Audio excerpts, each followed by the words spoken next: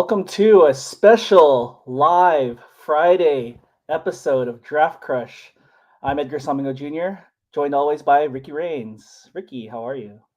Man, I'm good. This is fun. This was a last second type of idea that Edgar and I had. We were already trying to figure out our busy No, schedule to get no, a what episode Ricky recorded. had. This is an idea that Ricky had. Well, sure, but it's a collaborative thing. Come on, man, take some of the credit. But we were figuring we were just going to record an episode and do a mock draft, and we said, well, hey, we got the time together right now. Why don't we just throw this thing on live? We can get some instant reactions from people. People can tell us we're stupid in real time instead of always just in a comment. So Edgar, what do you say we just get straight into this thing? Do you want to kind of talk about what we're doing here and the premise of this first full round? Yeah, absolutely. So before we get to that, first of all, I just want to thank everybody who's joining us today.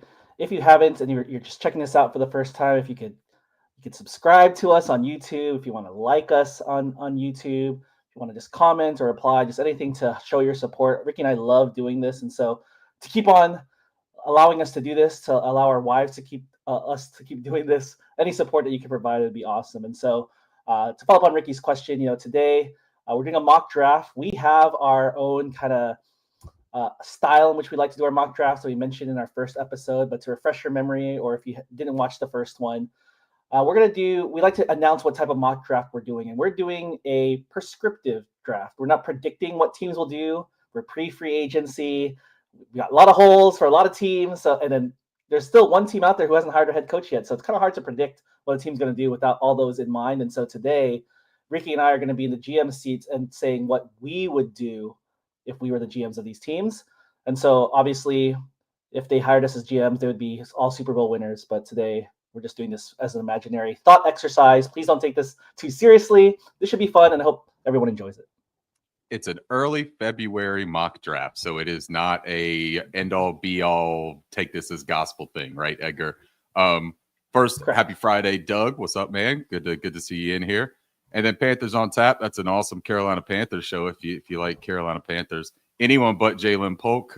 Curtis is always just such a negative Nancy. But, hey, at least he's in here, right? Maybe I should have took A.D. Mitchell instead because he panned out so well too, right? All right. So you can see we're using the PFF mock draft simulator. All 32 teams are checked off, so we will get started.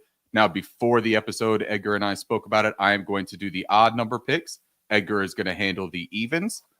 So with that in mind, we have the Tennessee Titans are on the clock. Let's go ahead and let's start this draft with the number one pick. So this is what we would do, right? My number one prospect that I have is Travis Hunter. I think that he's the best wide receiver in the draft. That's going to be a controversial take. I think that he's the best wide receiver, and I have him as my cornerback 3, which also is probably going to, or cornerback two, and that's also probably going to be a little bit controversial. But I just think that if it were me and I was Tennessee, right, I don't know that I would take Travis Hunter, even though I do believe that he is a better prospect than anybody else. I think that they are in a situation where they really want a quarterback. Now, if Aaron Rodgers ends up going to Tennessee, that does things a whole lot different. But for this sake, we're not looking at free agency. We're not doing any of that. We're strictly looking at the draft. I have heard so much about Cam Ward being the top pick there. I like Shadeur Sanders more than Cam Ward. I think Shadeur Sanders is quarterback 1 in this class for me. So I'm going to do something strange here and start this thing off with a little bit of funk. And I'm going to go Shadeur Sanders with the first overall pick. Maybe Friday is getting to you, Ricky. It is, yeah. I'm always a little bit wonky on Fridays, Edgar. We'll be talking about this throughout the season. I like Cam Ward, and it's not close, but it'll be fun to have these debates with you. Yeah. But I don't hate Shadeur Sanders. You just asked me which I like better, but it doesn't mean I hate, I know Curtis hates Jalen Polk, but I like Shadeur Sanders too. Yeah. Cleveland Browns, we're recording this, like Ricky said, early February. So if you're listening on a podcast or you're watching this later, this week Myles Garrett made some waves by saying he wants to be traded. He wants to be a Super Bowl contender. And so if I'm in this GM seat, I'm trading Myles Garrett. I can't let that fester in the locker room. It's already out there. He wants out. And so it makes sense to me, knowing what's out there on free agency. There's not really a Myles Garrett replacement out there or even a long-term replacement. And so I'm down for a Myles Garrett replacement, the new age of defense, and give me the athletic freak Abdul Carter, the edge defender out of Penn State. All right, so we got an Abdul Carter. I like that. You can see here, Doug provided a little bit of context with Shadeur. Doug was down at the Shrine Bowl. He said Shadeur meetings with the Titans were for several hours and multiple meetings at the Shrine Bowl. That's interesting. Thank you, Doug. I appreciate that little vote of confidence for me there with my crazy pick. Thanks, Doug. All right, so pick 3. We've got the New York Giants on the clock.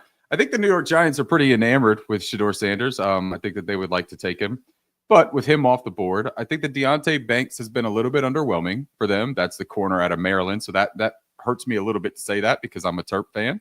But I think that this is an opportunity for them to say, we've got Malik Neighbors, who is our dynamic wide receiver. We could use dynamic playmakers to go with him, and we could use dynamic playmakers on the other side. The good news for them is that Travis Hunter affords them both of those things. Now, depending on where they want to play him or where he is keen to play, I believe he wants to play both sides of the football. I think that he can. I think that he's terrific as an athlete that can do both of those things. But give me Travis Hunter here with pick 3. I don't see any faults in that. Obviously, the $1 million question is what did the Giants do at quarterback? But in terms of prospects, you can't beat Travis Hunter. That's right. I got the Patriots at 4. I forgot if we mentioned it. I'll be doing the evens, and Ricky will be doing the odds. Last mock, we did the other opposite way, and so we're learning about other teams as we do this. But it's also fun because we didn't talk about this beforehand, and so we're trying to figure out what we're going to do based on what the other person is doing. Right. For me, it's been obvious. You've got Drake May, and you've got your franchise quarterback, and we also know that they've been trying very hard to figure out this wide receiver group and what to do with it. They drafted 2 last year. And Javon Baker and the aforementioned Jalen Polk. Maybe they're happy with them, maybe they're not. But I'm just going to go just a little bit. It's not too bold because he's the number 1 or he's the top of the board here at PFF. But I'm going to go with Tetairoa McMillan and get Drake May, his guy, for a while and stop messing around with these later round or not even later round. Jalen Polk was drafted in the second round last year, but just keep loading up and then Drake May will thrive. If he can thrive with anybody, he'll definitely thrive with Tetairoa McMillan. That's right. And, I took Tet with the same pick in our very initial mock draft, and you gave me a little bit of noise about that because of my fandom for Jalen Polk. And I think that actually he could be very beneficial to a guy like Jalen Polk to take that wide receiver 1 notoriety off of him. Before we get into the next pick, my guy Carlo is in here. Carlo, what's up, man? How are you? Thank you for joining. The thing about Tet or the Patriots pick that's interesting before we get into 5, they need offensive line help too, right? So if they fall in love with one of these guys like the Kelvin Banks or even Will Campbell, who has that versatility, a lot of people think he kicks inside. Maybe he stays as left tackle where he was tremendous for LSU. That's also a position that's in play. I could see that as a trade down spot possibly as well. If there's somebody that is itching for a quarterback that they want to get up there and grab Cam Ward if he were to fall. So that's a fun hypothetical. I like it.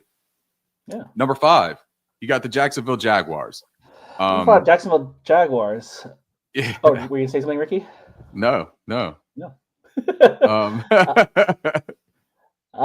5. And so I forgot who we picked for our first one, but maybe since the last time we recorded, they hired a new head coach, Liam Cohen.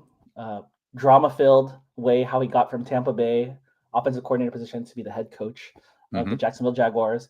I think in my heart of hearts, I think I may have mentioned this in the last one, but I really, really think, if I'm the GM, right, I need to make sure that my offensive coordinator, who I spent a lot of money on and went through all this, fired my GM for, I better load up on offense. And so they already have Trevor Lawrence, they already have Brian Thomas, they already have, they're loaded at running back, right? And so I would love to shore up that offensive line. And I can't say I've watched as much as I can in all these offensive linemen, but just based on what I know, because I know that some people are saying he could be a guard, could be a tackle, but just consensus-wise and just based on what I've known and seen, I will go with Will Campbell. Maybe kicking in to guard, maybe he plays tackle. One of their tackles kicks out to guard. Or sorry, one of their existing tackles goes to guard, and Will Campbell goes to tackle. But I think giving him an offensive, he already has the weapons. Just get him some protection, get him some line, and let Liam Cohen cook. What did Liam Cohen? Duval, right? This little thing that he likes to do. That was a terrific thing. All right, so we're going to go Will Campbell there. Edgar, I do want to bring this up real quick before we move on to the next pick. You skipped me, man. Oh, you know that I'm doing the odds, right? Look at you. I messed up. Look, and see, somebody already got us. They said already switched the pick order. They knew it. They knew it. This is live. This is what live TV and live YouTube streaming, this is what it does to you, right? It makes you crazy. Edgar, I finally got him flustered, everybody. Can you imagine that? Look. Yes. All right, so look, Edgar, I'm going to get things back on track. No, I'm going to get things back on track here. Okay. You get to do this pick again. So you are going to knock out 3 picks in a row here. Just remember, you owe me now, okay? So the Raiders are on the clock with pick 6, and even Edgar is going to make the pick. Dang it. I'm so flustered. All right. At pick 6 with the Raiders, just hired Pete Carroll. Mm-hmm. They need a lot of things. They don't have a quarterback. I would say in my prediction, Russell Wilson finds his way to Las Vegas. I think I like pieces on their offensive line. I like pieces of the wide receiver. I forgot what statistically or analytics I looked at, but their running back room was like damn near the worst in the league. And so I'm boldly going with Ashton Jeanty for the Raiders at pick 6. Look at that. So you got Russell Wilson. So if you had Russell Wilson hypothetically going there, does Cam Ward not intrigue you there as like this, hey, you've got this perfect bridge quarterback who is familiar with Pete Carroll. You could bring in Cam Ward. We know we've seen the success of some rookie quarterbacks lately with like sitting seems to be a very beneficial option if you have it. That doesn't intrigue you a little bit to take Cam Ward, who you think, you said it yourself, there's a gap between him and Shadeur for you. Right. This is what I would do, right? And so, I love Cam Ward, and yes, maybe I should have taken Cam Ward, but I really, really like Ashton Jeanty. Like, for me, and I know Panthers fans would crucify me for talking about the potential of Ashton Jeanty, but, like, of the players on the board, and then this is me as a GM, right? Like, what would give me the least risk, right? Like, what would give me – who has the highest floor and ceiling? And I think that's Ashton. Like, I don't think – this is a crapshoot. The draft is a crapshoot, right? Yeah. Like, I don't think there's a world, again, this famous last words, right? I don't think there's a world where Ashton Jeanty could, like, he has the potential to at least be serviceable in the NFL. Yeah. Cam Ward is, like, super high risk. And for me, I think I would like to maybe pick up Russell Wilson, like you said, as a bridge, like maybe has a year or two in him. And maybe I pick up a quarterback later in the draft. Maybe I trade up into the first round. I know Jackson Dart's a hot name. I know there's other names that are out there that could be serviceable. And so for me, it's hot takey. And then just maybe the theme of today, it's Friday. And so, like, I want to go a little bit off the beaten path here because, we've seen a lot of different mock drafts. And I think this could be a reasonable expectation if they go in this direction. Yeah. It's that Freaky Friday thing where you start jumping into the evens and the odds and you take a running back. Top 7. I'm also super thrown off now. Yeah. Look, man, it's just all kinds of chaos now. All right, so the Jets are on the clock at 7. New coach Aaron Glenn, defensive coordinator for the Lions. We know that they have Sauce Gardner. DJ Reed looks likely to possibly be a free agency casualty. I know there's going to be a lot of interest in him. I have Will Johnson as my number 1 corner in this draft. I like him a good deal. I know that people were questioning his tackling issues at the end of this year. There's been some questions about, I saw some post, and I don't know if it's from like an aggregating account or what, about like a medical concern. But I'm going to tell you on tape, Will Johnson is a terrific cornerback prospect. We just saw Pat Surtain win the Defensive Player of the Year last night on the NFL Honors. Will Johnson's comp that you're seeing mostly around right now is Pat Surtain. I think that the allure of having Sauce Gardner and Will Johnson playing opposite sides of each other, I think it's crazy. And when you're going up against Josh Allen, Drake May is the new young rising phenom in that AFC East. I just think that you got to have a good pass defense. They've got some good pass rush already. Who knows what they do with Jermaine Johnson? But there's, I think, options on the board here. Mason Graham makes a ton of sense too. Him bringing that pass rush from the interior. I love Mason Graham, very high on him. But Will Johnson is where I would go here. So that's what I'm going to do at pick 7. Oh, man. Good job, Ricky. Thanks. You like it? Now you put, yeah, but now you put And me now in a you bind. have the Carolina Panthers at pick 8. No judgment here. While we're debating this, just want to let you know, Ricky, we have over 250 people here with us today, and so just Woo. want to say we appreciate it. Thank you for all the comments. Thank you, everybody. And the things that we got wrong and got right. Yeah. Especially the draft, especially a draft order. No one notices that. Doesn't even but matter. It doesn't even matter. But if you're joining us for the first time, thank you for being here. If you'd like, comment, subscribe. We just very, very appreciate that you're here. I see Alex is here, so hi, Alex. Originally, I wanted to go hot takey here, Ricky, and upset some Panthers fans because I know people follow the Panthers, and I wanted to go Luther Burden, but you just left a tasty Mason Graham up on the board. I don't know if the Panthers would actually go that direction, just because I know the Panthers have historical thresholds that they like to abide by, and Mason Graham has reportedly shorter arms than meets those thresholds. But if I was the GM and Mason Graham is just sitting here, just like a fat baseball on a tee, I got to take it. I got to take the home run. I'm swinging for Mason Graham. 100%, man. And so here's the thing, right? The arm thresholds deal, we saw them trade out of the 33rd pick or the 39th pick last year for the Rams to go up and take Braden Fisk. I think that whole thing with Braden Fisk, again, short arms, very productive guy, great interior pass rush. He ended up with more sacks than Jared Verse did in his rookie year. I'm not passing up on Mason Graham. The Carolina Panthers were handing out rushing yards like they were packs of M&Ms last season. They couldn't get pressure on quarterbacks. Like quarterbacks, it was the most like luxurious spa you could ever go to if you were a thrower of a football, was a game against the Carolina Panthers. It was a weekend relaxation to play against the Carolina Panthers. Mason Graham is going to make every single opponent uncomfortable. And you put him next to Derek Brown. Listen, sign me up. I want that 100 times out of 100. I want Mason Graham on that defensive line. I think that people are forgetting how incredibly good Mason Graham is because we've seen the Senior Bowl, we've seen the Shrine Bowl, and we've got this like recency bias of some of these guys.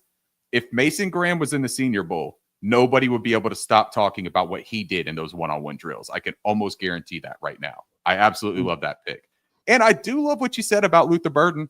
I've got a hot take with that too, but we'll save that. All right. We have a long draft season to go. Ricky. That's right. So pick 9, I am on the odds, just to remind you here, Edgar. All right. So at pick 9 for the New Orleans Saints, they do not have a coach. That was who Edgar was referring to at the beginning of the show.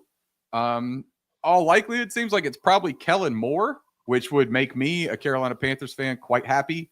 I would not have a problem with Kellen Moore coming there. Now, if it is Kellen Moore, I think you have to start looking at the offense, right? Just to kind of stay consistent with what we've talked about when you spoke about the Jaguars and that kind of thing. I think for the Saints, Tyler Warren is going to be my pick. And that's going to upset some Panthers fans. It's going to upset people that have to play the Saints because Tyler Warren is a terrific matchup nightmare.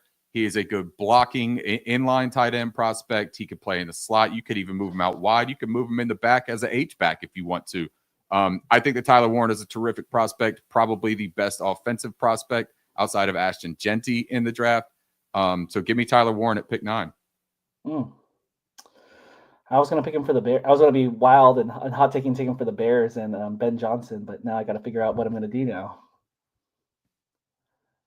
You see this comment here. I'm glad I didn't watch this just to see Mike Green get forced. Not a lot of love for Mike Green at 8. I think some people love Mike Green at 8. While we mentioned Mike Green, it'd be a good opportunity to tell people, like, if you haven't watched the second episode of Draft Crush and talk about seen our discussion about Mike Green, it's a good opportunity to check it out. That's right. It was very, very insightful. Nice segue. Like that.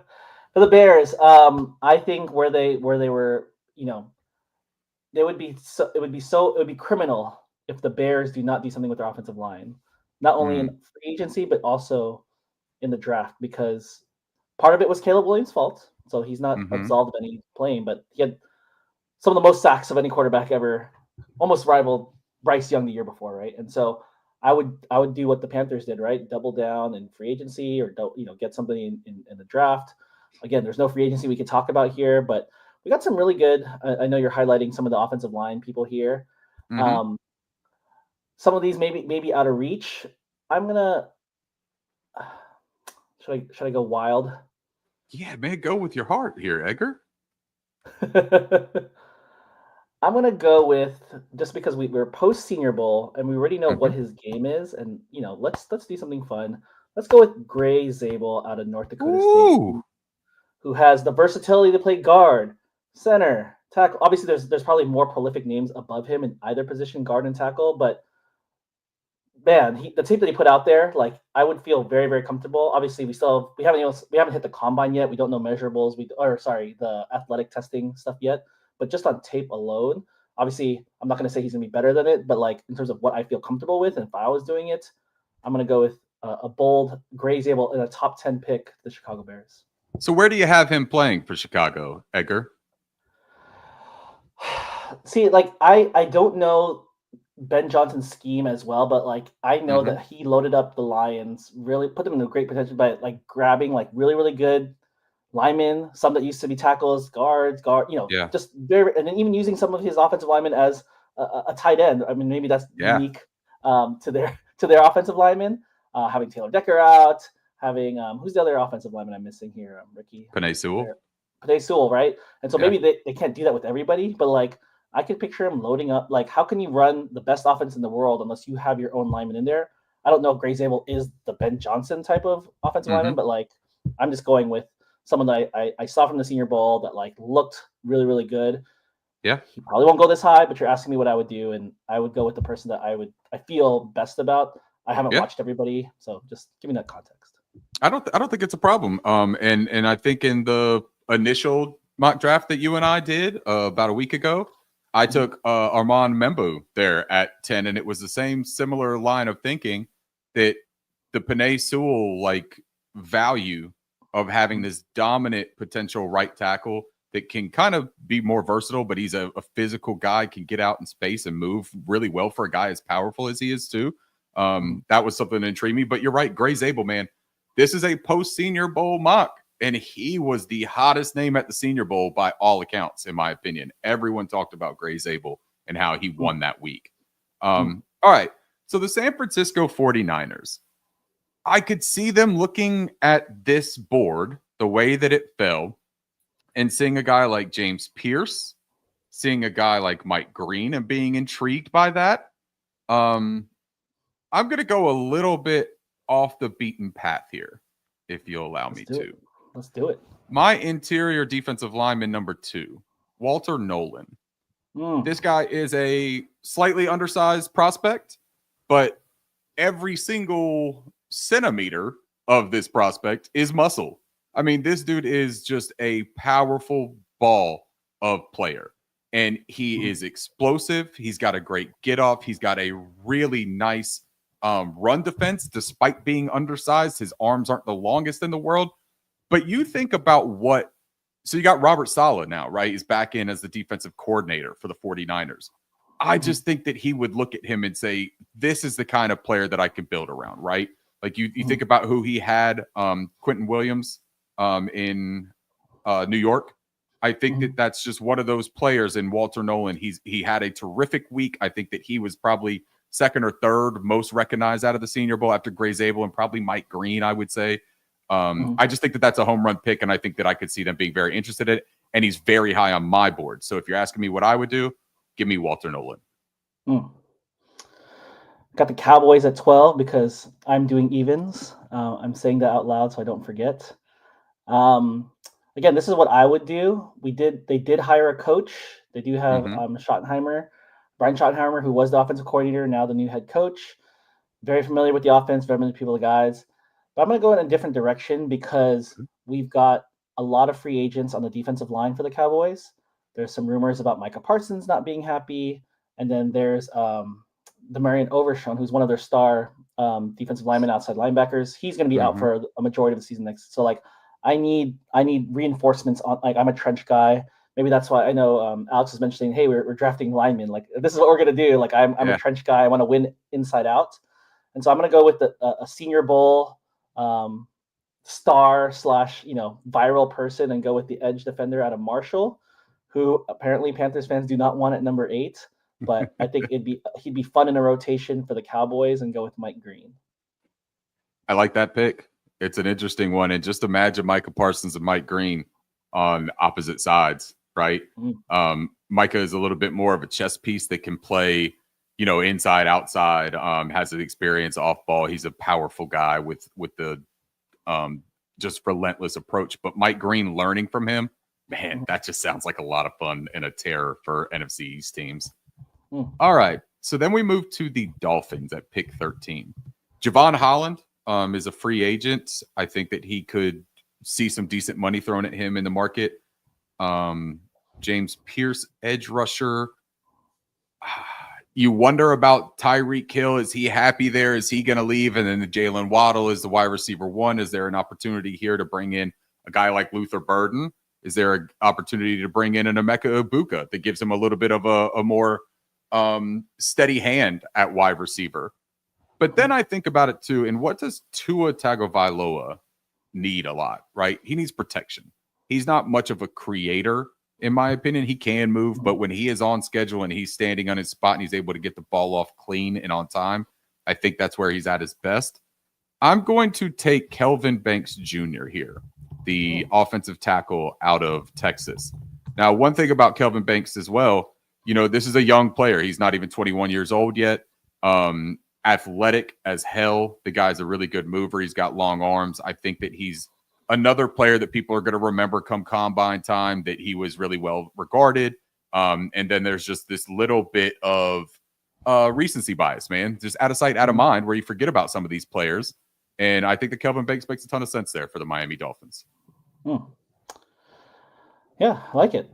Number 14 to the Colts. I know a very common mock for the Colts is Tyler Warren, but he was taken earlier.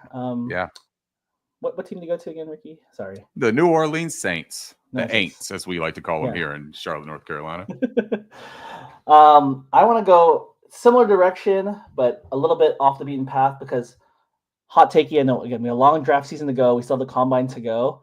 And I like him slightly better than Tyler Warren. Again, I know it's bold, but I like Colston Loveland, the tight end out of Michigan. And so, wow.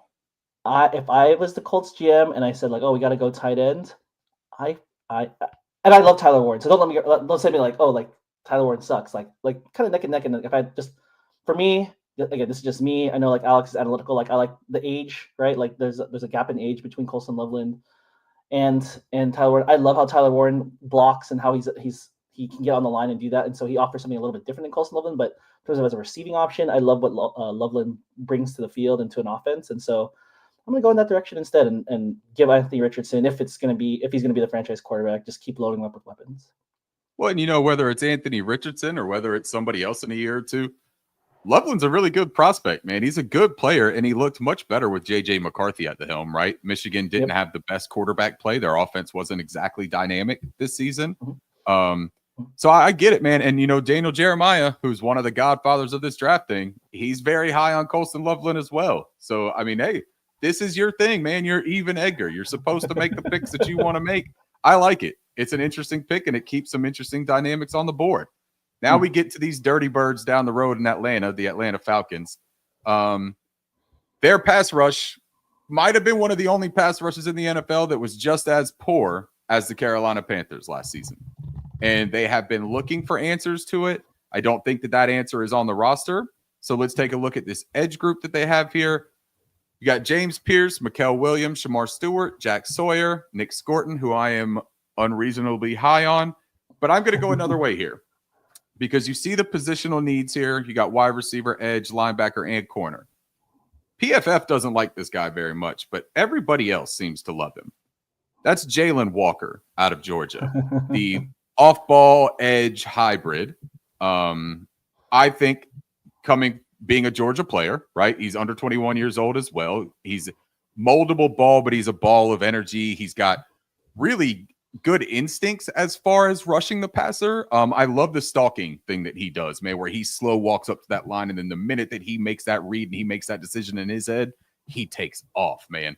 Kind of like a dog, right? Like hunting something. You can see it. So Jalen Walker is going to be my pick here for the Atlanta Falcons at pick 15. It's funny because he's so wild. He's so polarized. I mean, part of it's just because where he's on the PFF big board, but everybody else has him like top 10, and so it's top 10. Man, I just saw Jordan Reed put out his top 50 or updated his top 50 today, and he was pick or number 6 or 7. Daniel Jeremiah had him at the top 5. I mean, people love him. They absolutely love him. I have him as a linebacker too. Edgar, you know who I look more as a linebacker. Yeah, I do. Why don't you pick him then? I'm going to soon. For the Cardinals, I know they need offensive line help, and I know that's a direction that they would go in. And if I were a GM, I would go offensive line if that's a need.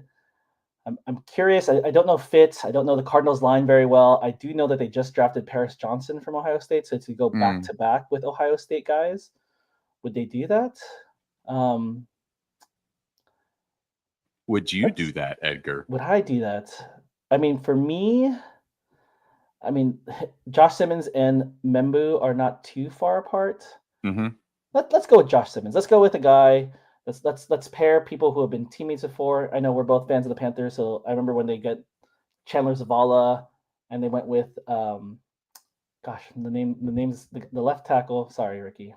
Who's our left good. Ike Ekwonu. They went back to back teammates, right? And so let's go with teammates again with Josh Simmons and Paris Johnson. Yeah, I'm not mad at it. I do hate that Membu has fallen this far because I think he's a really good player, and I could see him going much earlier. It's also funny that Cam Ward is still there. Yeah. I mean, but where do you find him, right? Like, and we're not doing trade ups here. So at some point, too, you would have to think that if he's falling into that middle of the first round, maybe one of these teams towards the back end, right? Like even like the Pittsburgh Steelers, maybe, I think could have some interest in moving up. If he falls another 4 picks, maybe that's where the interest lands. And that is also an odd pick. So keep in mind at 21, I may pull that trigger. Cincinnati Bengals here, though. Let's look at that. Wide receiver, guard, defensive line is who they have them needing.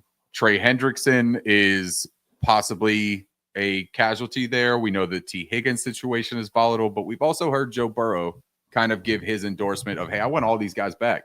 I need you to figure this out. Now, does the Cincinnati Bengals ownership have the liquid assets to restructure all of this and make that feasible? That's the question. I don't think you replace T. Higgins with any of these guys. And I think that if I'm the Cincinnati ownership and I have to prioritize one, that trio of Jamar Chase, T. Higgins, and Joe Burrow, I want to keep that intact. I just do. Trey Hendrickson, I think that you could still figure out a way to get him. But what if you had a succession plan in place as well, right? I think that James Pierce falling to this level here is just really intriguing. I want to look at the defensive interior real quick just to make sure that I'm not overlooking something, because I also think a guy like Kenneth Grant could be terrific for that defensive line. This Cincinnati Bengals defense was bad, but how do you get better? You make the quarterback uncomfortable. I'm going to go James Pierce here at pick 17. And also, I'm a big fan of James Pierce. So if we're doing what we want to do, that's my edge too. Got it. It's a good pick. I love James Pierce. I wouldn't mind James Pierce in the top 10. For some people, worried about his slight frame, it doesn't bother me. But just a heads up that there are some people who like him in the top 10. That maybe present company included. That's right. I know there's some comments in the chat. Ricky, we're up to over 330 people that are joining us on a random Friday with no announcement. On a random Friday. We got some draft fans out here, so just want to say thank you for being here with us and talking and commenting and joining us. I do want to remind people, because Alex and Doug mentioned it, like there's historical things that we're not taking into account, Ricky, but remember we're doing things how we would do this. And so we're bold rebels that don't go by any historical rules. It's like my favorite movie is a Marlon Brando movie called The Wild One, where it's a motorcycle club from back in the 50s. And this girl asks him in the little soda shop, she says, Black Rebel Motorcycle Club, what does that mean? What are you rebelling against? And Marlon Brando, his name is Johnny in the movie, he looks at her and goes, what do you got? That's how I approach mock drafts. What am I rebelling against? Everything. I thought you were going to say that Jingle All the Way was your favorite movie. Seasonal, man. I can't put it there all the time, It still holds up. That's right. It does. In July. The Seahawks I know you already alluded to it earlier, but I'm going to be Mm-hmm. so bold because there are rumors about unhappiness or just general. I know there was a viral comment from Mike McDonald uh, about Geno Smith about, oh, like, is he going to be a Mm. quarterback? He's like, oh yeah, who else is there? Kind of like a flippant remark. And so if this were me, and because I like Cam Ward, and because there's some uncertainty about what the future of quarterback is at Seattle, and you have a second year head coach that's trying to find his footing and is familiar with, he used to have Lamar Jackson. So like, why not put a stamp on this team as a young head coach and go with who I think has one of the best arm talents in the class and would essentially put Seattle, set up for success for future years. There's some great players that are still on the board, so don't get me wrong, but like putting a stamp at quarterback with someone who's fallen this far, and you're Yeah. telling me like I get to have this as the next person after Geno Smith, I'd be ecstatic, and I would go with Cam Ward, quarterback out of Miami. Wow. I love that landing spot for him, to be honest, man. If he can sit for a year and learn that offense. But so what is it about Cam Ward that you like so much, Edgar? And we can keep it kind of brief, but I'm very curious. What is it that stands out to you?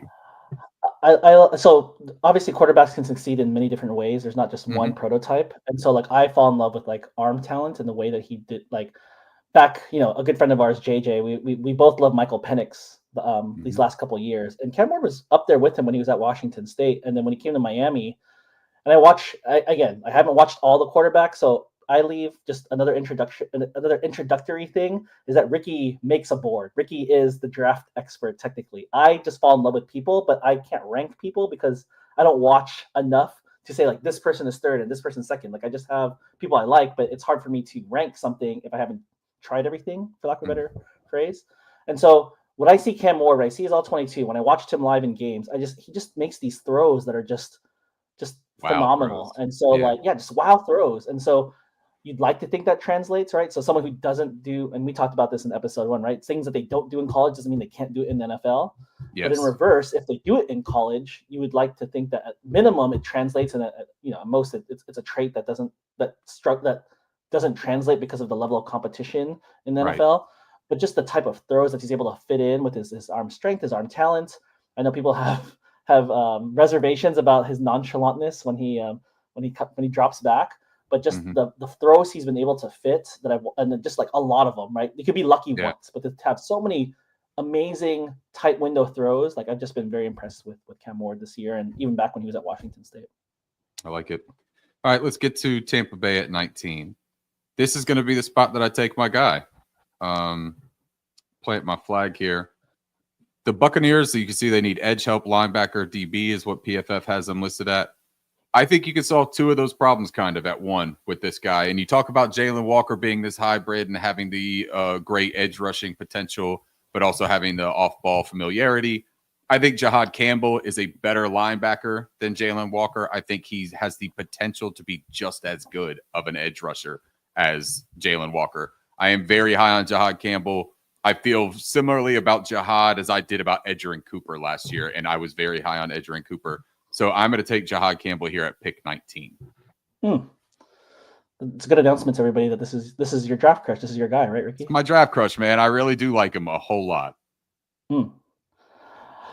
Denver Broncos, I'm going to go with a guy that I really like, and I know Alex is here who he really likes. They do need a wide receiver. They just drafted a wide receiver in Troy Franklin last year.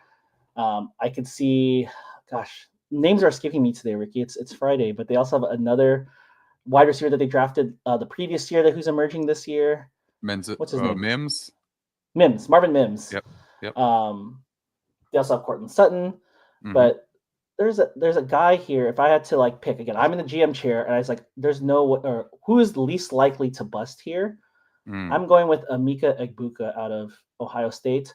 Remember, Coach Sean Payton, right? He came from New Orleans. He had success with another Ohio State guy in Chris Olave, and so like I could picture him saying like, I trust how Ohio State develops receivers. Put him in there. Let Bo Nix cook, and like let him feast because he's got so many different weapons and so many different things he could do by adding Egbuka to that wide receiver room. Nice pick. I could see it. And the one thing I'll say though is The one thing I'll say too is that Sean Payton just spoke about needing to have a joker on offense, whether that's out of the backfield or a tight end. I do think that Luther Burden would get a little consideration there because of that emphasis on having that kind of just like game breaker. I think the Malachi Starks falling is also a story here that, down to 21, but there's a lot of people that don't value safety. So I could see that happening as well. And he just hasn't come up to the right situation yet. Pittsburgh Steelers on the clock at pick 21. They've got to figure out what they're doing with quarterback. Is this a situation where they take a chance on a quarterback? The quarterback that I think that I could see them wanting to do that with potentially after being terrorized by a dual threat quarterback, probably the best dual threat quarterback we've ever seen. Jalen Milroe is a guy that I would consider there just from a would Pittsburgh have interest in him, right? I think that you find a bridge, and I think that you bank on the talent of Jalen Milroe, which I do think you talk about arm talent, you talk about dual threat. I think that Jalen Milroe is the most intriguing high ceiling prospect in that quarterback class, because if he does put it together, there's going to be a conversation of like, how the hell did he not go in the top 3 picks of this particular draft class as well, right? But I'm not going to do that with this draft because I don't think that's what I would necessarily do. I think Luther Burden goes here. They've got George Pickens. They don't know if they're going to keep George Pickens. He's not a very happy person, seemingly in general, with playing football half the time. He gets very annoyed with things. I think Luther Burden comes in and he is an absolute playmaker. He is my wide receiver 2 on my board. And I have a lot of faith in Luther Burden that he's going to be a much better pro. I don't think that he's only a slot player.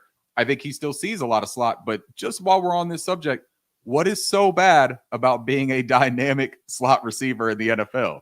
Some of the best, most dangerous, prolific receivers in the NFL play a lot out of the slot. I don't have a problem with it, man. Like Amon-Ra St. Brown doesn't suck because he plays in the slot. Ladd McConkey wasn't a terrible rookie because he took a lot of snaps out of the slot, right? Xavier Worthy is great out of the slot. Give me Luther Burden wherever I have to get him the football, because once the football is in his hand, that's a difference maker. Good thing you took him, because I would have taken him for the Chargers at 22. There we go. I'm gonna go with another wide receiver that I like that people aren't talking about enough. Out of Texas, Matthew Golden, the wide receiver. Okay. I think he is really, really good. I think people are sleeping on him. I think some people who watch wide receivers could wax poetic about Matthew Golden, but like he is very, very underrated in terms of like the buzz that's out there for wide receivers. I think Tet is going to take a lot of headlines, and Burden tends to be a wide receiver too. But I forgot who put it out. It might have been Daniel Jeremiah, but he said like Matthew Golden's not being talked up enough, or he's saying that like he should be considered as a wide receiver 1 in this class. That's right. So I think if I'm the GM, I got Justin Herbert. I see what happened in the playoffs last year. I see that I have, I got Ladd McConkey, I got, Quentin Johnston. I've got just different pieces. Keep loading up. And I think someone as really talented as Matthew Golden, putting him with Justin Herbert, like, you're setting yourself up. And again, I'm trying to, in terms of what I would do, keep loading up people that I think, or I have a fairly amount of confidence they're going to be successful in this league and have a high floor and a high ceiling. Yeah, I know a friend of ours, Jared Feinberg. He's very high on Matthew Golden. He liked Golden a lot as well. There's a lot of people that do, and I don't have a problem with Matthew. I believe he's my wide receiver 5. Good prospect. And I think that that's a nice landing spot for him. Team him up with Ladd McConkey and Quentin Johnston. I think that's a nice little trio that you got there. All right, so him, Ricky? Yeah, I know. If I say anything about him not being like wide receiver 1 or 2, I hate the guy, right? You're a hater. Yeah, I hate everything, man. I'm just a miserable person, Edgar. All right, Green Bay Packers at 23. I was just looking at all this while you were speaking on it. There are 2 players here that I'm going to choose between, and then I'm going to take the player that I am personally higher on, but it comes with a huge injury caveat. Benjamin Morrison and Jahdae Barron are the 2 that I would be looking at here for the Green Bay Packers. I think that there's a good chance that their starting corner, the Charlotte native, what is his name? Jair Alexander. I think there's a good chance that his time in Green Bay is done. I think that they're going to be looking at solidifying that position and adding a playmaker to the secondary. I think Benjamin Morrison is being completely forgot about because of his injury. This is a really good cornerback. He's my cornerback 3, and it's basically because of the injury concern that I have right now. If we're talking about purely man-to-man coverage, which we know that was one of Jair's calling cards and that they like to use him in that manner. I think Benjamin Morrison has an argument for being one of the best in this class, if not the best. If medicals check out for him, he's got the speed, he's got the fluidity, change of direction, mirroring. He's a willing and physical player. His frame's a little bit smaller than maybe you would want on the weight side. I think he can add to it. I like Benjamin Morrison a lot, and I think that I would go here personally with Benjamin Morrison. All right, I know we're getting up there in time, but we're winding down here. We got 370 people. Just want to thank you for joining us. If you haven't already, please subscribe, like. Those of you who are commenting, love it. Just keep on doing what you're doing. We just want to let you know we appreciate all you that are joining us here on a random Friday on a shock drop random Friday type live mock draft. Mm-hmm. The Vikings at number 24. What I would do. So I'm not too sure what's going to happen in the back end of their defense because we've got Cam Bynum, who's a free agent. We have, gosh, it's Friday. I can't figure out names, right? The other safety on the other side, he's been there forever, Ricky. Harrison Smith. So like they need, no matter what happens, they got to figure out what they're going to do. I know they got killed was a couple years ago when they drafted Lewis Cine, who I liked a lot. So like I'm sure there's going to be a lot of PTSD from drafting another Georgia safety. Right. But Malachi Starks is way too far down. If Yeah. I am the GM of the Vikings, the value is just too good. The value they can bring in terms of versatility, of where he can bring this Vikings, which is already insanely good with Brian Flores, and you add a Malachi Starks, and you don't know what's going to happen with your two safeties back there. It seems like a win-win to go with Malachi Starks here at 24 for the Vikings. I love that. And you give Brian Flores, a player with the versatility of Malachi Starks, being able to move him up to the line of scrimmage in the box, keep him back, in the back. You can switch around coverages, change him post-snap. I love it, man. I'm a huge Malachi Starks fan. Think he's terrific. I know that maybe he didn't have as quality of a year last season as people were anticipating, but you look at his true freshman sophomore season and then last year and the responsibilities he was asked to handle. Phenomenal football player, man. Think he's a difference maker.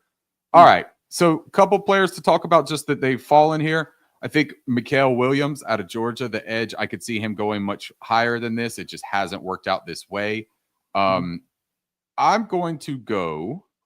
I think if the Texans here at 25, right, I think they'd love to get a wide receiver. But in this mock, we've actually seen a lot of wide receivers fly off the board. And that's surprising, but I think that it's realistic too. I think that if Luther Burden were here at this spot, it's one of my favorite potential like hypothetical landing spots for Luther with the Tank Dell concerns. I'm going to go a different way here. Okay. Remember Vince Wilfork on that Houston Texans defensive line? Mm-hmm. I think that they could look at Kenneth Grant and be like, man, we've got these premier edge rushers, right?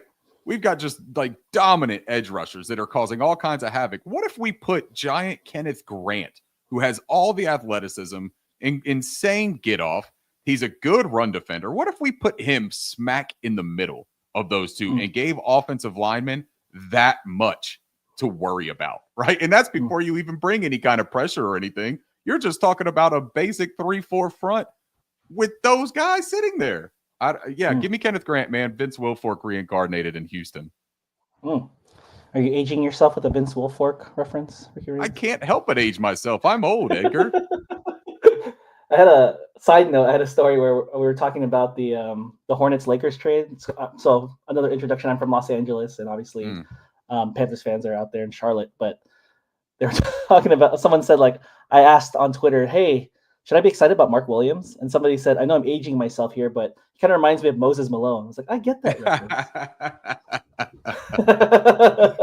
And then you said, well, it was nice to see you. Have a great time at the old folks' home. I got to get back to my place. And then tell the kids to get off my lawn. Right, exactly. Turn that music down. The Rams. Okay, this is what I would do.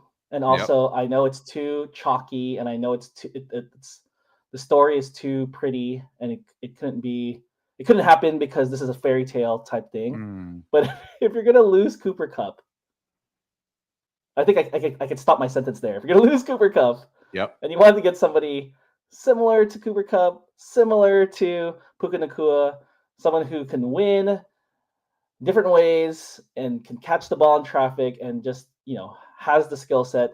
Not going to say he's the best wide receiver out of this whole bunch that's left, or even the ones who are drafted before him, but I don't even know if I would draft him this high, but I really like Jack. I liked him before the Senior Bowl, but Jack Bech, I think, just is a difference maker. I think he had a tremendous story at the Senior Bowl. He lost his brother in the tragedy in New Orleans, but if you had to lose Cooper Kupp and you had to try to find someone that could replace him, maybe he's like the best possible way. I haven't watched every wide receiver, but I will say that, like, in terms of what I've saw at the Senior Bowl, I think he would be a good fit for a Sean McVay system. I like it. I had a feeling you were going there when you started talking about it. I don't know if you noticed, but I brought him up immediately when you started talking about it. All right, so the Ravens. Let's look at this. The Ravens, I think, could be a potential spot for either of these two top edges. And I also think Jack Sawyer. Nick Scorton is still on the board. I love Nick Scorton. I would have probably done something like that. But here's where I'm going to go with this. You've got the Ronnie Staley situation in Baltimore that I think that they're going to probably end up being able to work out a way to bring him back maybe on a one-year deal. It seems like he likes playing there.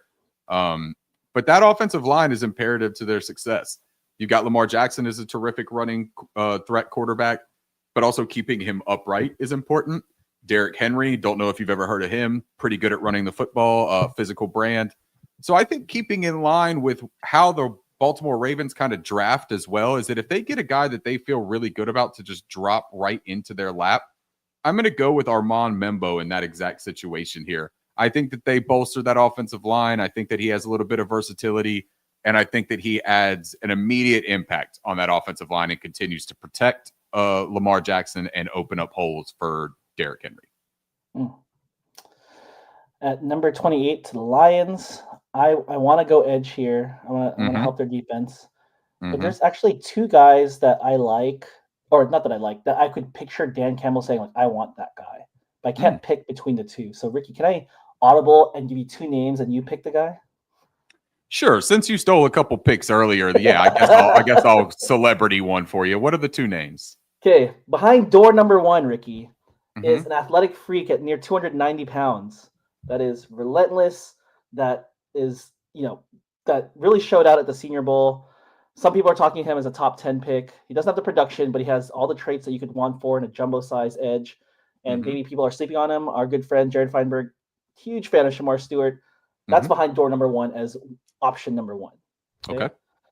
Option number two is the more brand name, so to speak. He was on the national championship team.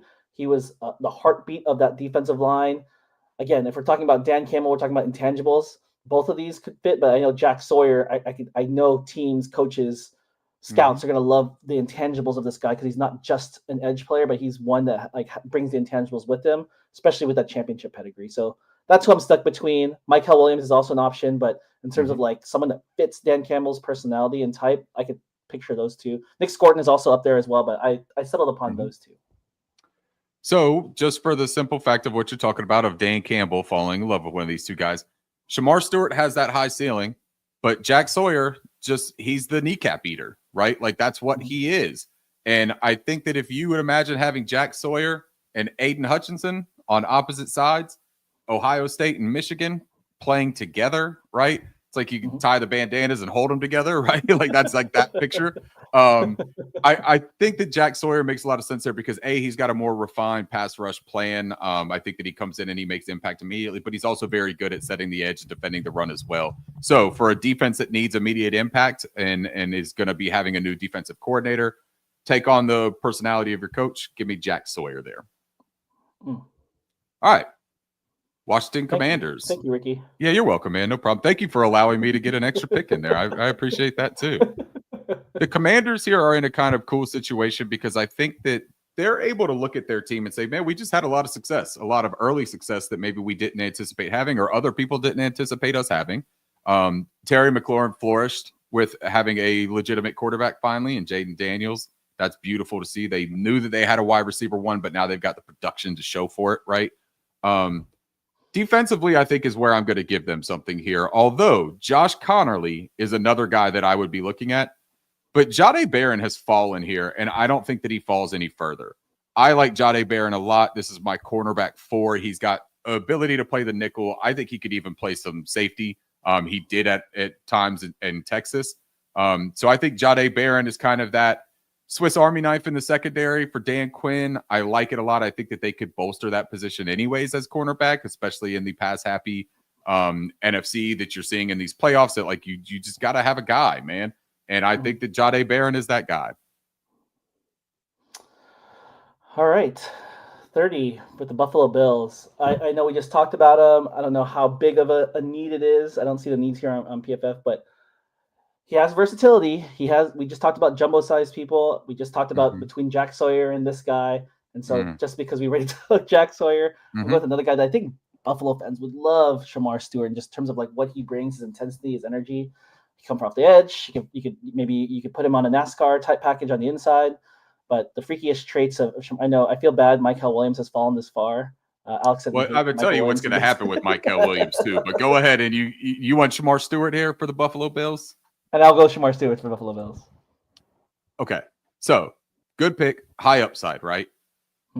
Stop me if you've heard this before. The Philadelphia Eagles have a Georgia defensive player fall into their lap. like, are we kidding right now with this? Now, Mykel Williams, I granted, right? He's raw, or that's what some people think. I think he was dealing with injury. He played through it. His pass rush plan is not refined. That is going to take some time. I don't think he's very natural of a pass rusher, but the tools that he has, the traits that he has, this guy could be a stud. And I also think that he has a little bit of inside versatility if you absolutely wanted him to. So you talk about Milton Williams potentially leaving. You talk about Josh Sweat potentially leaving. They are going to end up drafting another Georgia Bulldog in this situation that falls directly into their laps, and it is going to terrorize the league forever. How did that happen, Ricky? Because that's what happens with the Philadelphia Eagles, Edgar. It doesn't matter if it's a mock draft with just a couple of buddies on a spontaneous Friday, or if it happens at the end of April in Green Bay. This is what happens to the Philadelphia Eagles, man. God loves them more than everyone else. Sometimes we do it to ourselves, Ricky. That's right.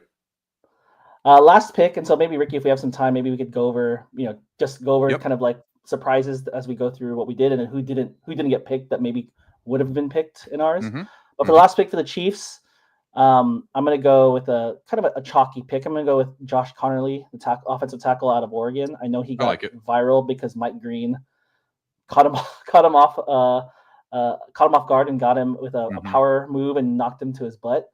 But I think the Chiefs have been looking for, I know they had injuries and other things going on, but they've had to move Joe Tooney, who's a guard, to left tackle for some of these games and in the playoffs. And so having Josh Connerly to solidify that left tackle spot, I think it's also, you can say the Eagles get away with him, with the Georgia lineman falling, having a pretty good left tackle, good length, good everything, fall to the last pick of the first round, a great left tackle, fall to the end of the first round. Also unfair for potentially, at least in this draft, the Super Bowl champs in this draft order. I agree.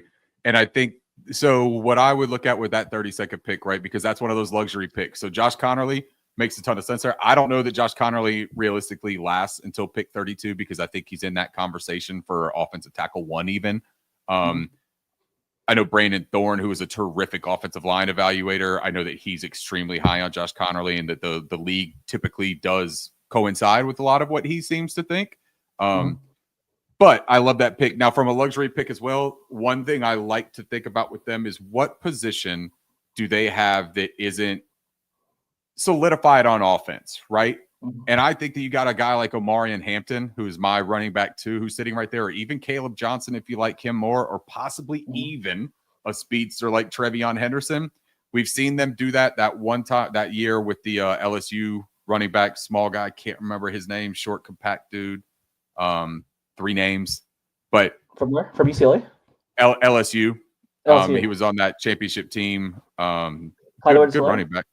Yes, Clyde Edwards-Helaire. There you go. I think this is one of those situations where they could improve that running back position by grabbing one of those premier guys, because those guys are going to start flying off the board, I think, in the second round. So maybe they start that run and they say, hey, you know what? We've leaned into this physical identity and not just being this air raid Patrick Mahomes reliant offense. Maybe they do give him a really sturdy running back to go in there and bolster that run game. So Edgar, looking at this, What do these picks stand out to you, man? Well, and after this, I got a question for you too. But Okay. in terms of like this list, maybe the order is like one thing that's surprising to me, and maybe you've seen some mock drafts and maybe you've created your own, Ricky. But like because we did it the way that we did it, like I see some big names in the 20s and 30s. They're like, dude, I can't believe it lasted that far. And so like, I feel like people will grill us in the comments about like, how did these people last so far? I think part of it is we identify people that we like or we think that people like, and so they kind of pushed up a little bit.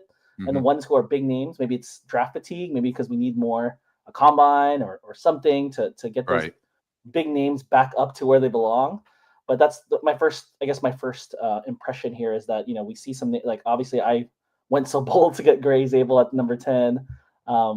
We took a Colston Loveland in 4, I took a Colston Loveland at 14.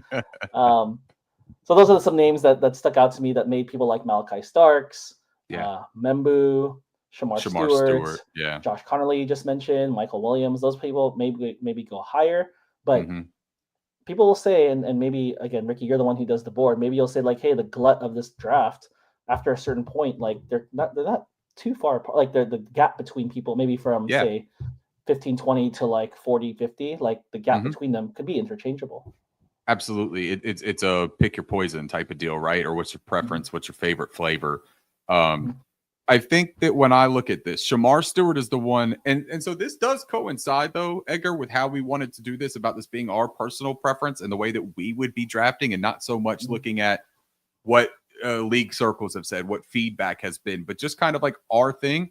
Shamar Stewart falling to 30 is very on brand for me personally. And that's not a knock on Shamar. I think Shamar has just as high of a ceiling as probably anybody. I think that realistically, you could see him go anywhere in this 7 to 16 range, right?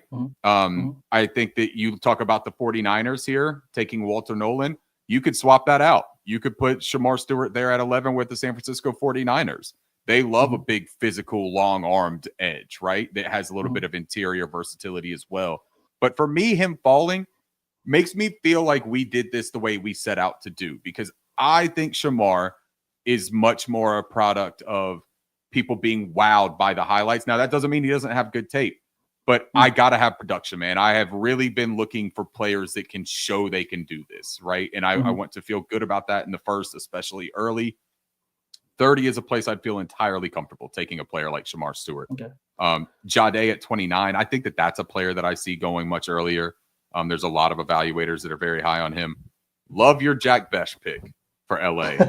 Man, he just seems like a Ram, right? He just seems like a guy that should have horns on the helmet. Can I ask you my bold question now, Ricky? Yes, you can. Yes, sir. Of the guy, and it's a shame we don't see who else was left, but if someone were to go in the first round that we did not pick in our mock, who would you like bet the house on will be drafted in the first round of the draft that we didn't pick in the top 32? A guy that we didn't pick. Let me go back in here. Hold on. I am going How about this, Ricky? While you're picking it, can I tell you who mine is? Yes. Well, this is not this is not a very good. I'll change the question for myself. Okay. I was thinking about guys that I like that I think could be worthy of round one. And so I know throughout the league there's been I'm just going through the list of like what their needs are and what fans don't like. Like there's a lot of people in the league, fans of the league, that don't like their offensive line. And so I can picture, first of all, I expect like a lot of money to be go around in free agency. So again, a lot of this can change. So like, why would someone who spent lots of money on a guard get a guard in the first round, right? Right. But all things considered, all things equal, and someone who I don't think is talked about enough that I really like is he is the guard out of Alabama, goes by Tyler Booker. I think he comes from a pedigree, an Alabama program. He's good. He's solid. He fits the need of so many teams, and so I could picture a team reaching for someone like Tyler Booker that is not being talked about in the first round that could meet the need, and teams could fall in love with him because there just needs to be better. People want better offensive guard play that they aren't getting, especially teams with very young quarterbacks. You saw what they did with Bryce Young last year. I could picture that being a template for other people who have young quarterbacks, or even drafting a quarterback. Like, dude, we need to get protection. We need to get bodyguards for our young dynamic quarterback. We have to like this has to go hand in hand. I know people say like, oh, we need a wide receiver, we need running backs to help him out. But now if you saw what happened to Bryce Young and now what happened to CJ Stroud last year, even though he still made the playoffs, they're like, we got to get, and Caleb Williams is like, we got to get protection or else all this is for like having all these running backs and wide receivers is for nothing if you can't even get him the protection that he needs. Yeah, that's a good point. I like that. The name that I guess I would pick if I had to say, and I see Alex is sitting here saying this here, also sleeping on ECU Elite Secondary Program, but that's actually the name that I would go with, and that's Savon Ravel. I think a lot of people are very high on him. He had the ACL injury last season. 2 years of tape though at the top level, at the FBS level. He had a couple of JUCO years as well. But I think that when you look at him, there's a lot of people that have him as a top 3, top 4 corner on their board. 6'3". I think he actually measured in a little bit under 6'2", but about 193, 195 pounds. Really good athlete, but that's where I have a little bit of concern is that coming off of that ACL, and maybe this is just some burn that I have with Jonathan Brooks, right? As a Panthers fan, I worry so much about a guy who relies on his fluidity, his movement, his athleticism to be coming off of that ACL. Is he going to be what we saw before that? Is he at risk of being re-injured? Is that worth that first round allocation for your investment? Also, I was a big fan of a guy like Juju Brents out of Kansas State in the previous years. And that's one of those tall, lanky kind of receiver or corners that I think he fits in that similar mold. He wasn't as much of a ball hawk. I think that Ravel is much better playing on the ball and attacking it. He's a little bit more aggressive. I think he would be the guy that I would look at and say, Washington, if Jahdae Barron is off the board, which I anticipate him being earlier than 29, I think Savon Ravel at 29 for Washington is in play. I think he also could be in play for the Bills because I think that the Bills, they need defensive line help. They need edge help. They need wide receiver help if a wide receiver falls. That's a place where if like a Matthew Golden doesn't go that early, I could see the Bills loving to take a guy like Matthew Golden. But Savon Ravel, I think, would be the first name that stands out. Now, personally for me, Nick Scorton would be the guy that would be the biggest sub for me here, or snub for me in this draft. I'm very high on him. He is my edge 4. Most of that comes from that Purdue tape, but I still saw a lot of it with Texas A&M as well. I just saw a heavier version with more emphasis on the run. And I think that if he were, and Jared and I have talked about this multiple times, I've mentioned it on multiple podcasts. I think we've even talked about it on our show before. I think if he played at a slightly lower weight, I think you're looking at an absolutely dynamic edge defender that I've been high on throughout the entire process and didn't see anything to change my mind. I know another fun not controversy, another fun draft conversation will be Jackson Dart, right? Like, does he go in the first round? Not to say that we would take him, but it will be interesting, or it'd be an interesting board bet to say, like, do you think he goes in the first round of the draft? Good question. Yep, 100%. Well, look at us, man. We came on here spontaneously, and we got an entire first round mock draft done.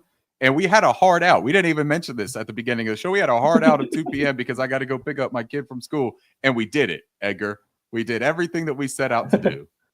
Hey, since we have some time, do you think we should just do all 7 rounds? Well, why not? Like 6 minutes. We got 6 minutes left. Let's do it real fast. Like 1 second per pick. We do have a question here from Doug that I'd like to get to. I have a bonus question, fellas, if you guys don't mind answering. How do you feel about the Panthers trading up in the second round? Edgar? I'm not a big fan, considering all the holes that they have. I'm a huge fan of the Panthers trading down from number 1 and picking up an extra second-round pick. For me, and this is just like historical stuff, and this is something Ricky mentioned it last night on Panthers on Tap, so shout out to Panthers on Tap. Or 2 nights ago on Wednesday night. We're going to put out a Panthers board and a draft document for what the Panthers historically have done. And historically, just for whatever reason, these last few years, they keep trading up for the guys that they want, whether it's Bryce Young, whether it's Jonathan Brooks, whether it's Xavier Leggett, whether it's even Braden Christian going backward. Like, they keep trading up for guys that they want. And so, like, I feel like the return for the guys that they're trading up for, like, it could have been better, could have been stronger. So for me personally, I wouldn't do it. If you're saying, could I picture them doing it? Absolutely. I could picture them trade, like, they fall in love with a guy. And me personally, because I like draft value and draft picks, I'd rather they just keep the pick or trade down and get more We talked about this in episode 1, more lottery tickets, but they keep pushing their chips to one guy, and for whatever reason, it doesn't work out. And so I could picture them doing it. I personally wouldn't do it. What would you do, Ricky? So if I stayed at 8, right? If I'm Carolina and I pick at 8, I don't really want to wait until that next pick in the second round. And I think that you could miss out on some potential players that would be very beneficial to the Panthers. So me personally, if I'm staying at 8, yeah, I probably move up, to be completely honest. I want to be within that top 50. You've got extra 4th round picks. You've got extra 5th round picks. I don't have a problem tethering like a future 3rd involved in that too. If you trade like your 2nd this year, a future 3rd, and maybe like one of those 4th or 5th to move up 10 spots, 11, 12 spots, maybe that sounds rich, but it depends on who the player is on the board. I would preface it by just saying I would act with conviction one way or another. If there's a player that I love, I would go up and get him. I wouldn't worry about him trying to fall to me. But if there is not somebody that draws my immediate attention and makes me feel like I'd be comfortable giving up those pieces to the puzzle, then no, I would sit back and I would take who I can get. Follow-up question, Ricky. Obviously, it depends on who's at number 8. Obviously, it depends on what happens in free agency. But could you give me 3 guys that you would that would pique your interest of trading up for, because the value is good, or like that's your guys, your draft crushes? Who would you trade up for in the second round that you think wouldn't be available? Close to 50. The late 50s. Who wouldn't be there that you would trade up for? Well, so the first one would be my draft crush. If there's a way that Jahad Campbell slipped out of the first round, I would be calling Tennessee. The minute that first round ended, I'd be saying, hey, what do I got to do to get to 33? Because I think Jahad Campbell would make a terrific Carolina Panther. I agree with you there. I also think that, I hate to say this again, but like a guy like Nick Scorton that kind of fits the bill of what Evero looks for with the length. I think he's going to come in with terrific numbers at the combine. And I think he'll match kind of what they like to do and offer that versatility, but also offer an actual bag of pass rush moves. I would move up for a guy like that. And then at the end, maybe a guy like Trey Amos, the corner out of Ole Miss. I'm a pretty big fan of Trey Amos. I think that he's really good. He's my cornerback 5 in the class. There's also safeties, man. I'd give you, and you said 3, but I'm going to give you 4 or 5 names here. Xavier Watts. Classic Ricky. Ricky, man. Monday we do the show where you say, hey, you have this many slides or this many people to choose from, and you always go more. If you didn't steal 2 of my odd picks in that draft, I wouldn't be on this soapbox right now. This is revenge, my friend. I'm never going to hear the end of this, so go ahead. No, but that would be the other guy would be Xavier Watts. I really like out of Notre Dame. So I think if he's in that 48 to 52 range and you have to move up a little bit to get him, I would love to add him to the back end. I want to see a safety added to this Panthers defense, whether that's in free agency and you get an immediate impact like a Javon Holland or Fuanga out of from San Francisco. If you want to go one of those ways, or I also really like Morig, the safety from the Raiders. I don't know if they keep him or not, but I think that he's a really fun player. But if not, Xavier Watts, Andrew Makuba, those are guys in that second round range that I would absolutely consider moving up for. Good names. I was going to say, I like the safety out of South. I mean, people hate the thought of the Panthers taking another South Carolina guy, but Nick Wari is awesome. Love to him. Me. Yep. Safety 2 for me. And then I thought, this is not my guy, but I know it's your guy, but I don't know where you put him, and this is another conversation before you have to leave, but Jordan Birch out of Oregon. Absolutely love Jordan Birch. He's in my top 10 edge rushers, and I will say something that's going to piss some people off, but I have him above Shamar Stewart as an edge rusher. So, whoa, yeah, big mind blown. That's how we'll end the live broadcast. Well, you're gonna just drop a bomb and then leave the show? That's it, man. Like George Costanza always said, once you hit, right? Like once you get the reaction you want, walk away, man. It's never going to get better than that. And I listen to George Costanza about just about everything in life, for what it's worth. Well, put a pin in this, because I'd love to hear more about why you have him higher than Shamar Stewart. And then I don't know if you want to save that graphic, Ricky, of the mock draft. Maybe we could post it and share and tell people how terrible we are, or say how like this is the God's greatest gift to the draft community is our mock draft. You're all welcome. Good or bad, you're welcome. You're welcome. So I know we gotta go, right, Ricky? That's right, man. Take us out of here, Edgar. Yeah. So first of all, we're at 439 people that are joining us, and it's a Friday. it's not it doesn't go unnoticed that we appreciate your support from everybody, Panthers fans, not Panthers fans, but thank you for allowing us to do something that we really passionate about, which is something that we didn't think would be possible, but here we are today doing a live show on a random Friday. So thank you for everyone who's joining us. But more to come. This is not the first. It's not going to be the last. But we just appreciate you. So hit that like and subscribe for us. Stay on it so that you can find out. We've got guests coming up, and Edgar, I have been wanting to drop some of the guest names for so long, but until we get them confirmed, we're going to let all that out at the same time. But we have some really great guests coming on the show. So subscribe so that you don't miss on some of that, because you're going to want to hear the perspectives and the insight that some of these way smarter than us people give us. Yes. So stay tuned. We got more for you. Until next time, we appreciate you. It's Ricky Rains. I'm Edgar Salmingo. Have a great Friday. Have a great weekend. See y'all next time. Yes, balloons.